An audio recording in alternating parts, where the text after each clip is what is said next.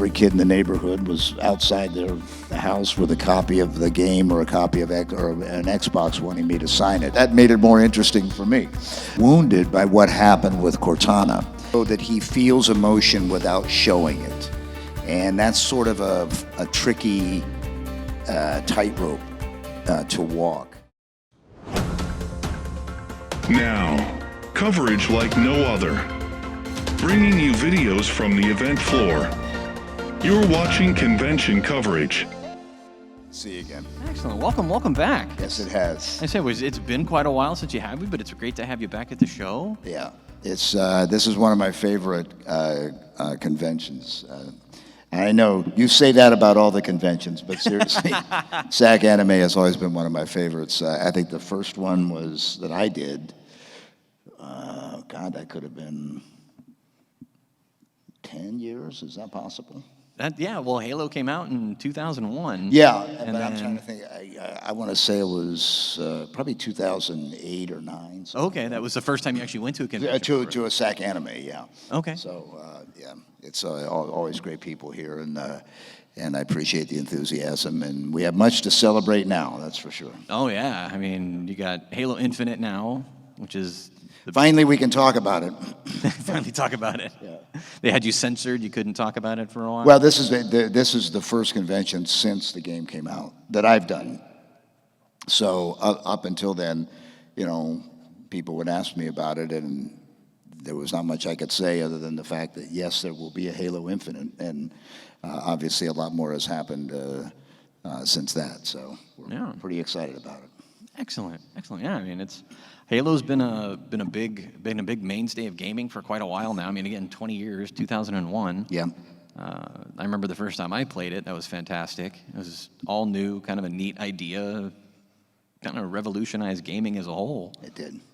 It's been as the Grateful Dead said, it's been a long, strange trip, but it's been a glorious one. And to think that it's still a going concern, and that I'm still participating in it 20 years down the line is unheard of, really, and it's all due to the fans. So it's been just a tremendous, and continues to be a great experience. So.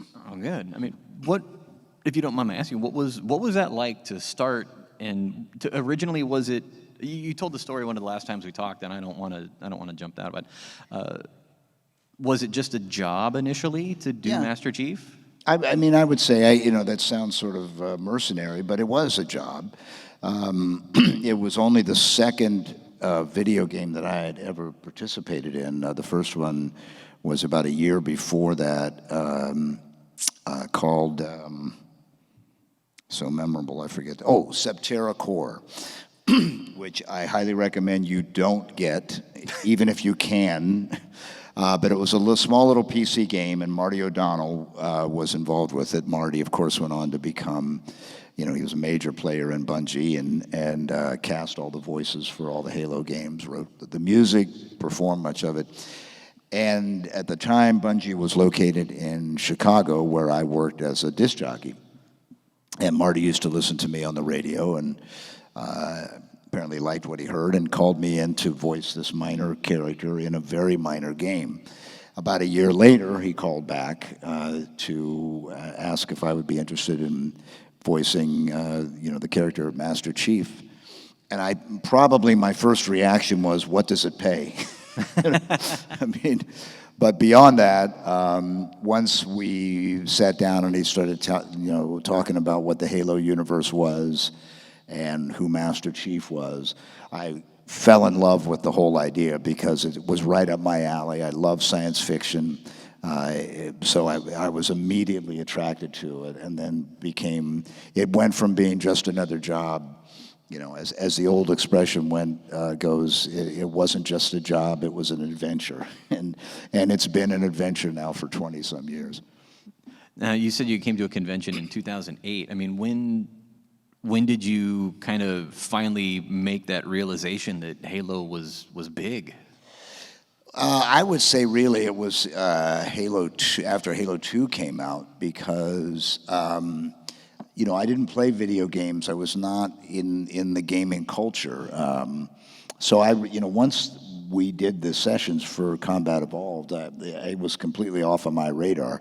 And it wasn't until after Halo 2 came out and I was visiting some friends and their kids were playing the game, and it rang a bell. I remember clearly walking through their living room and the kids are, playing the game, and I was like, God, that looks familiar. And then it dawned on me that was the game I had voiced a character for, and I kind of, had a thought out loud that, I voiced a character in that game. And they asked me who it was, and I couldn't remember his name. And I said, I can't remember the name of the character, but I think he was sort of the main guy in the game. And they said, Master Chief, and I said, yeah. And then shortly thereafter, every kid in the neighborhood was outside the house with a copy of the game or a copy of or an Xbox wanting me to sign it. And that was my first indication that this was something far beyond what I thought it would be. That's cool. That's cool. And that'd be a fun realization. Just go out there and see every kid standing out there like, oh my God, you're the guy. Yeah. That's pretty cool. Yeah, yeah. And, so much of that is, with 20 years of hindsight, it's, all the credit goes to the writers and the game developers. What they created was a character that, although familiar in a lot of ways, was also unique in many other ways, and I give 1,000% of the credit to them. I was just lucky enough to be able to sort of hitch a ride here and be involved in it and enjoy it, which I think is the motivation for no matter what you do. Yeah. Your first motivation needs to be you just enjoy it, and I do, and that's why it's been such a fun ride all this time. Well, first off, hello. Hi. Thank you for being such a big part of my adolescence. Thank you. My question is, do you have any advice for people that are wanting to make a career change into broadcasting and entertainment? Well, I think I'll be perfectly frank. I think it's a in terms of broadcasting, and by that I assume you mean radio and getting into radio. I mean, more into voice acting, yeah. I look at them as two different things. My career began as a radio disc jockey. That's how that was my bread and butter for many, many years, and that part of it I think has become, in terms of broadcast radio, less interesting, only because the corporations have taken over the industry. You can go to any town and the radio all pretty much sounds the same. They just have different weather forecasts. That's, they're all pretty much the same. And in many cases, it's actually the same people doing the show because it's all syndicated. So it's not as much fun as when I first started, way back in the day, before we had electricity. But I got to bring my own records into the studio and play my own stuff and construct my own show, and that was a blast. And those days, sadly, are long gone. Voiceover is another matter, and especially video game voiceover. Strangely, Halo was the exception that proves the rule. The exception being, I never got voiceover gigs as a result of me being on the radio. You would think that would be a natural connection, but for various reasons, it really isn't. At least it wasn't for me, except Halo. Marty listened to me on the radio, and that's how he knew I existed, and the rest is history. But that was an odd exception. If you want to get into voice acting, I think I have two suggestions. First of all, you listen to other voice actors, and in the beginning, don't be afraid to try to imitate. If you hear a style that you like, or a character that you like, go ahead and imitate them, practice them, record it, hear yourself doing it. And then eventually, obviously you just don't want to make a career out of imitating somebody else. But through imitation, you begin to find your own voice and your own style. And, and then once that sort of clicks in your head, then you start pursuing that. You get away from the imitation part, and you pursue the voice that you found in yourself. In terms of classes, there are many. I'm sure Sacramento has many of them. Voiceover classes that you can go to, voiceover workshops, and depending on who's running them and how they do, some of them are very worthwhile. I certainly did my share of those when I lived in Los Angeles for many years. Just interacting with other people that have your same passion, you learn from each other.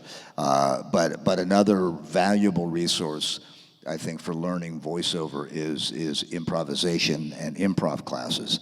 A lot of stage actors pursue this, but I think it's also good for voiceover because so much of the time when you're auditioning or preparing for a role, you're getting the script 5 minutes before before you go on. It's not like you get to spend weeks with it and study the character and all that kind of stuff. You walk in and maybe you have some general idea of what you're auditioning for. They hand you the script, you got 5 minutes to look it over, and then boom, go. So that's where improv comes in handy, because improv teaches you the ability to find your voice and the voice of the character or whatever it is that you're auditioning for, whether it's a video game or you're selling soup. You have to find a character that is believable, and you have to find it quickly. And improv teaches you skills to be able to kind of hit certain buttons in your head saying, oh, okay, this fits, I know how to get there. And through your improv skills, it will teach you that. So that would be two of my basic recommendations for trying to break into voiceover acting. Thank you. Sure. Well, it's a real pleasure to finally meet you. I've missed you the last couple times you were here. I wasn't allowed to play Halo when I was a kid. My mom hated violent video games, so if Dad started playing Halo, I would shoot out of the room. But so Halo Infinite's Did Dad ever let you back in? No. No? Dad knew his place. Okay. No. So I didn't get to play Halo until I was old enough to buy them myself. So Infinite was actually the first one I got to buy and play on release, and I have beaten it. And I wanted to compliment your work on that. I feel like this one's going a little more introspective with Master Chief. We've always had him like, he's cool, we know what he does. If you read the books, you really know what he does. Yeah. But this one, talking about his life as a soldier, what it means to him. But I wanted to ask, without giving away too much about Infinite, because I don't know how many other people finished it, Master Chief does get a new AI companion named Weapon in this game. Yes. Because after Halo 5, Cortana is doing her thing. I wanted to ask, she's very different but also somewhat similar to Cortana. What was sort of your take on Weapon compared to Cortana and kind of the relationship she and Chief had? The relationship between Cortana and the Weapon as it relates to Master Chief, right? Is that... What would you think of them separately, as compared to how, Cortana and Chief had this very well-rounded relationship up and through all the games, and now we've got a new one. I'm just kind of, what's your take on their relationship and Weapon as a character? I'm not sure how well-rounded Master Chief and Cortana's relationship was. I think it took some funny turns there towards the end, but I know what you mean. The relationship, it's funny, I had a conversation with Jen Taylor recently, and we were talking about, the game had just come out, and I was asking her if she had watched the cutscenes, because I had watched all the cutscenes, and we were just kind of commiserating back and forth about it. And, it's sort of, well, again, I guess I have to be careful because I don't want to spoil stuff for people who haven't played through the game. So let me forget that track. The relationship between Master Chief and Cortana evolved into something that I think was very personal and intimate at times. I always thought that their relationship was at once almost a sibling relationship. At other times, it was a romantic relationship. And then in a strange way, because of the way Cortana came to be and the way Master Chief came to be, there was almost this parental relationship. But I think with the advent of the weapon, that is more of a parental relationship between the Chief and the weapon, is the way I see it. And that's sort of the way I approached it.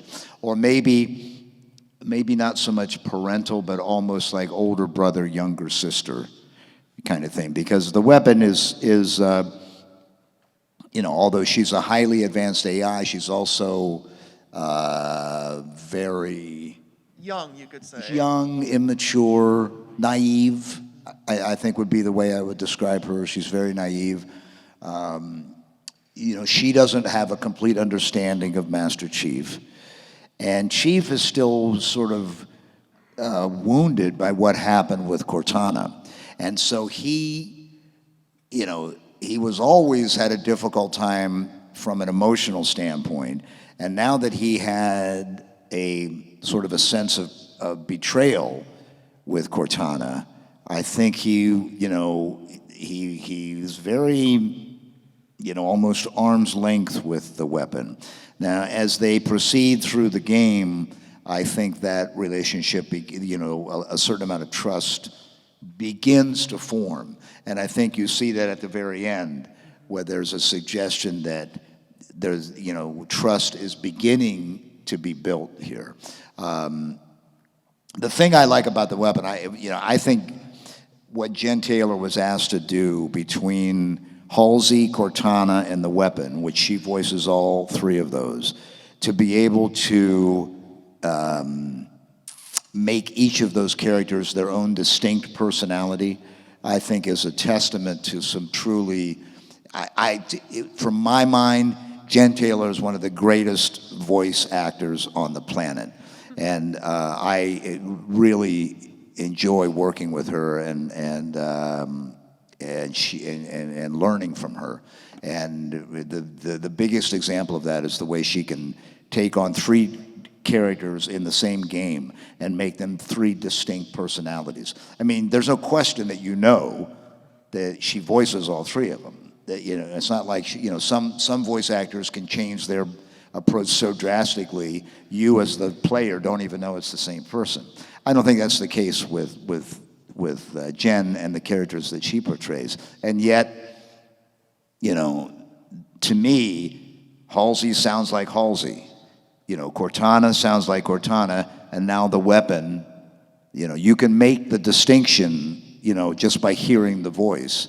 And so I think that the relationship between the Chief and the weapon is a ongoing relationship. It's one that's in development, as they say, and it'll be interesting to see the changes it takes as we proceed through chapter 1, if you will.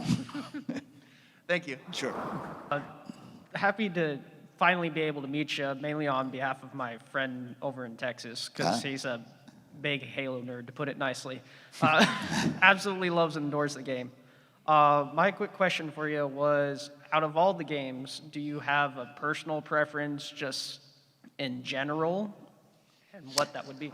Well, my stock answer has always been Halo 4, and that was because of the storyline and the fact that Jen and I got to work together, literally physically in the same room, recording our lines for Halo 4. Jen and I had never even met until shortly before recording for Halo 4 began.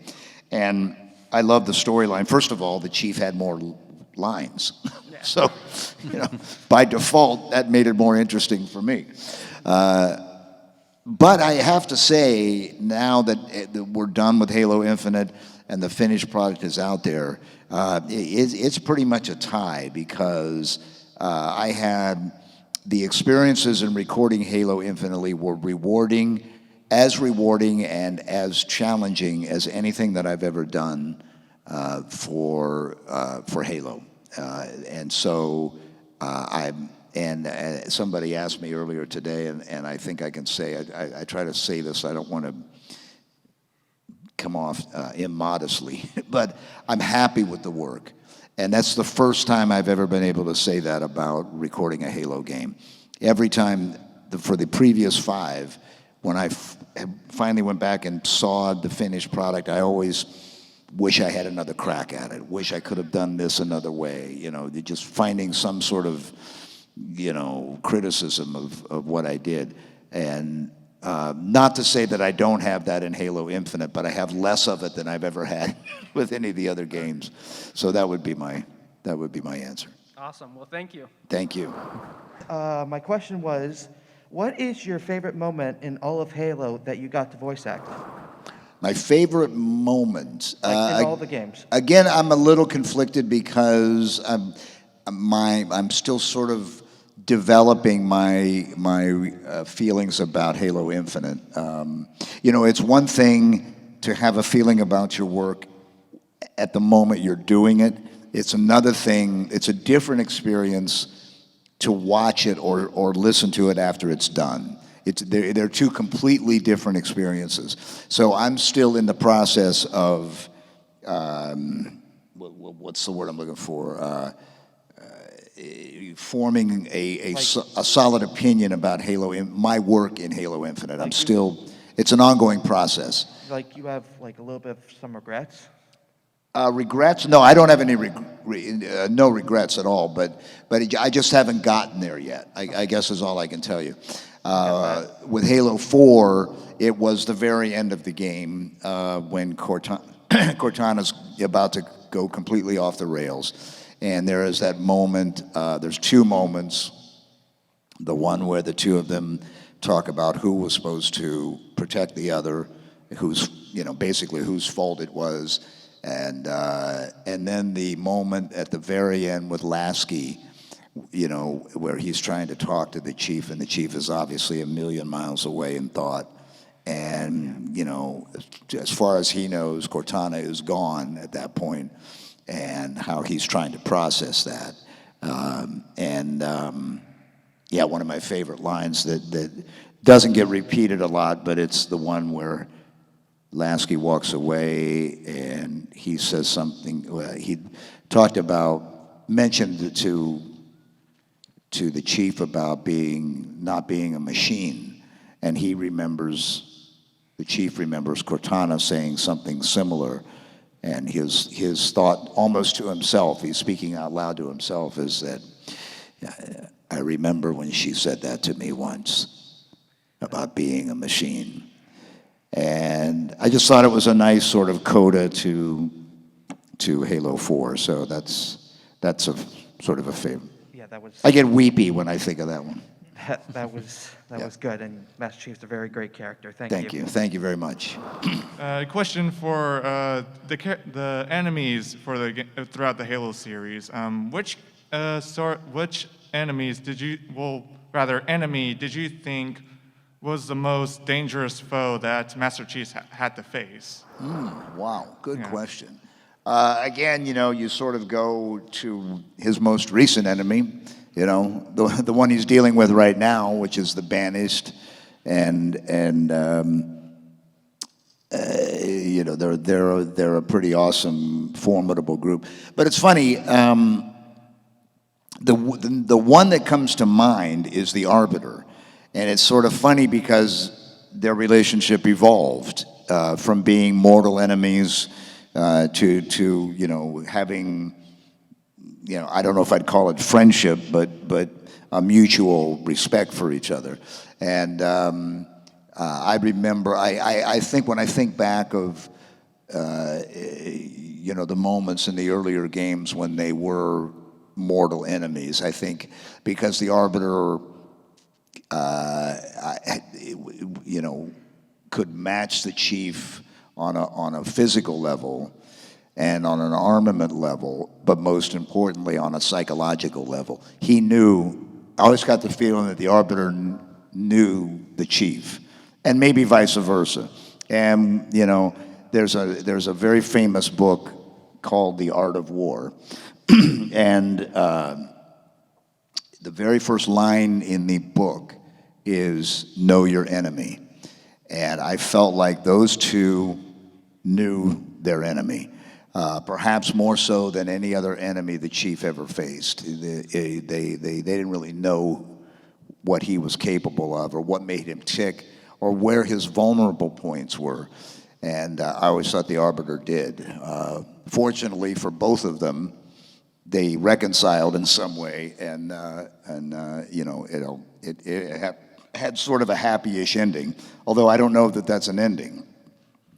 I don't know that we've heard the last of the Arbiter, but we shall see. Yeah. Thank you. You're welcome. Hello there. Hi there. I've been a fan since the PC release of Combat Evolved. Oh, really? Excellent. I still have it on me, actually. So since you were 2, then, basically. About 5, actually. Okay. So I just got to say, how did it feel working with 343 as opposed to Bungie? They were two very different experiences, and I owe a lot to both. Obviously, if it wasn't for Bungie, I wouldn't be here, and particularly Marty and Joe Staten. If it wasn't for those guys, you know, I wouldn't be here. They had a moment after Combat Evolved came out, and they were working on Halo 2. I didn't realize this till much later. Marty told me that they were looking at replacing both Jen and I as the voiceovers for the respective characters, thinking they would get, you know, somebody of famous, an actor or whoever, because that was the trend back in those days. And fortunately for me, they came to the decision of, like, you know, if it ain't broke, don't fix it. And that's where and it proceeded from there. We came to another crossroads when 343 took over the series. They were also going to replace both Jen and I. In fact, did. It's just that when they beta tested the game, the one big negative feedback they got was the Chief didn't sound like the Chief and Cortana didn't sound like Cortana. So again, you know, thanks to the fans, we got another reprieve, and, you know, we'll be able to continue in what we were doing. What I will say about 343 is they, from the jump, were more inclusive of Jen and I in the early stages of voicing the character. With Bungie, and this may have been a nature of what the games were like back then, you know, I would walk in, be handed a script, have about 5 minutes with it, and then go. With 343, I got to meet with the writers. We got to talk about it, you know, the story a little bit, so that I wasn't coming in completely cold and just delivering these lines in a deep voice, and that was that. The other advantage I had, you know, by that time was this, and somebody mentioned it earlier, the huge source material that came from outside the game, mainly the books. That was such a great experience for me to really be able to understand the character in a much, much deeper way. And, you know, that was a result of this other, you know, universe that exists out there with the books and the comic books and you know, all that stuff. And but I have to say that my experience in 4, 5, and in Infinite was a much more inclusive experience each and every time. That really helps to it helps me to do my work, you know. So I owe them both. Yeah, they're two fathers. All right, well, that's all my questions. Thank you for all your hard work. So thank you. And so it just occurred to me sitting in line that I've known this character since I was 8, and you've known him even longer. Yeah. So what is it like to work with one character for so long and evolve him and all these different iterations and depictions where oh, this game, we need him to talk more, or maybe he needs to be a little more stoic here. What's it like to live with someone for so long like that? Well, it's a completely, the only similarity in my own career has been that of being a radio disc jockey, which I've done, I did that for 44 years. But that's really kind of a different, I approach that in a completely different way. In terms of voiceover, this was a completely unique experience for me, and I think probably for a lot of voice talent to be able to, live with a character, as you say, for over 20 years. He's become a friend of mine. You know what I mean? It's like, maybe in some ways, I say this sort of in a self, I don't know. I don't know if it's appropriate to say that I see him as a, like we're part of the same thing. Although he's kind of more what I wish I was, rather than what I actually am. The longer we've done it, the more he becomes real to me. And not just this animated character that I'm giving a voice to.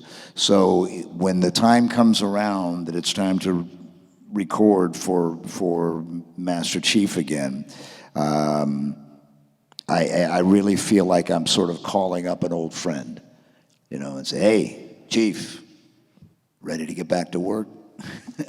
And that's sort of the way he has become real to me. And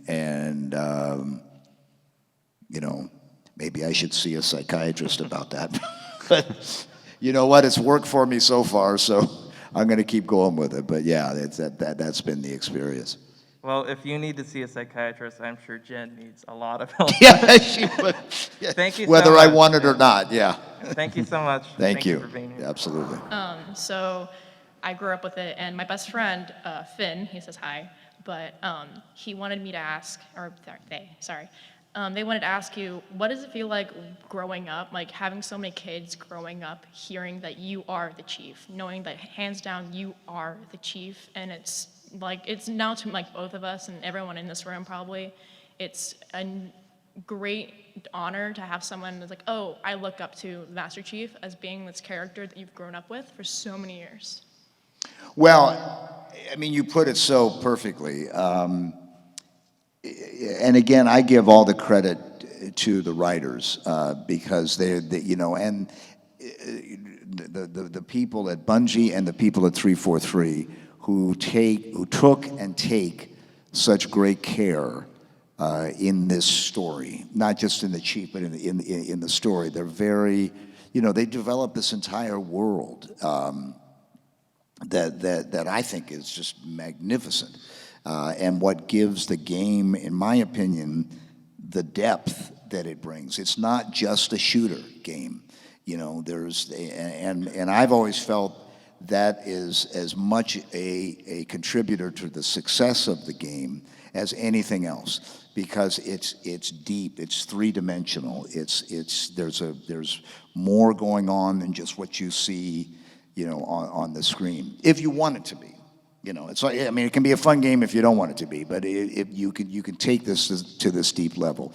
And to address your question specifically, that's why it's such an honor to be able to voice a character to whom so many people do have an admiration for. And it's something that I take very seriously. I'm humbled by it. And one of the cool things that happens when we do these conventions is I get to meet people like you and people to whom the character means something, and it's something that I honor and respect and appreciate. And but I always said that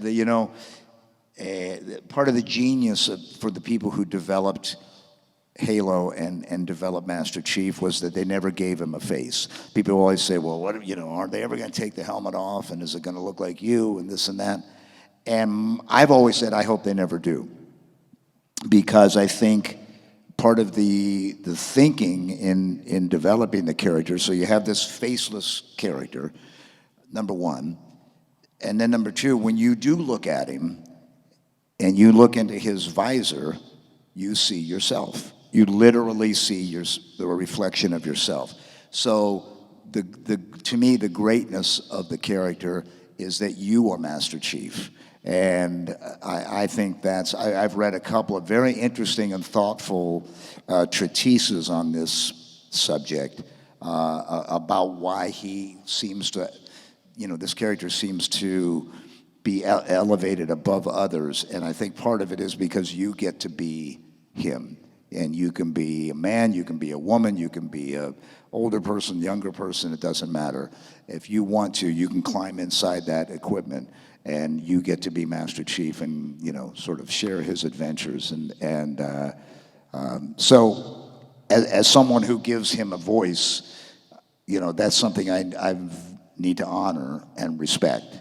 And that's what I try to do. Thank you so much. Thank you. Thank you. First, I want to say it's an honor to finally meet you. Thank you. I played, Halo growing up a lot, especially like up to 4, and then I kind of fell out of it with 5. But then leading up into Infinite, played through Master Chief Collection over and over again. And sorry, my question is that going into Halo Infinite, it was so weird seeing it. It was so nostalgic, but it was different as well. You're so used to, as Master Chief, saying one-liners, right? Just killing people left and right. But in Infinite, you do that, but you also have this weight on you that you're showing cracks in your armor. I just wanted to know how was it taking that character in that direction, and how did it feel having to voice Chief in this way? Well, I think I think it's the advantage that I have is because I've lived with him for as long as I have. And I always thought that the biggest challenge in voicing a character like him is that you have to show that he feels emotion without showing it. And that's sort of a tricky tightrope to walk. And I remember dealing with this a lot when we were doing Halo 4 and all the stuff that happened towards the end of that story. The Chief was in probably facing his most difficult challenge ever, and it had nothing to do with shooting aliens.